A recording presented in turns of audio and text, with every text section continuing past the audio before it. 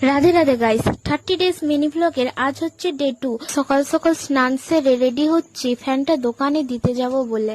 তাই দেখো আমি দাদাকে কেমন ভাবে জ্বালাচ্ছিলাম। আমার মুখে যে ক্রিমটা লেগেছিল আমি দাদাকে দিলাম, তো দাদা মেখে নিল।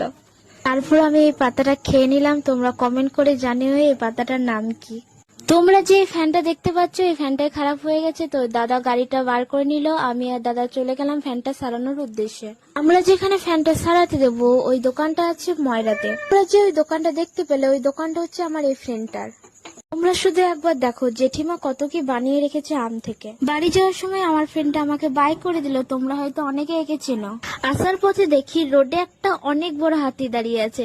আরে না না, মজা করছিলাম, জেসিবি দাঁড়িয়ে ছিল। তারপর খানরায় এসে দাদার কাছ থেকে মাছ নিয়ে নিলাম। মা মাছ নিতে বলেছে। অনলাইনে আমার একটা কাজ ছিল, তো কাজটা হয়ে গেল। তো দেখো দাদা এখান থেকে খাবার নিচ্ছে। দাদা খাওয়ার নেক। সবাইকে টাটা, দেখা হচ্ছে অন্য ভিডিওতে।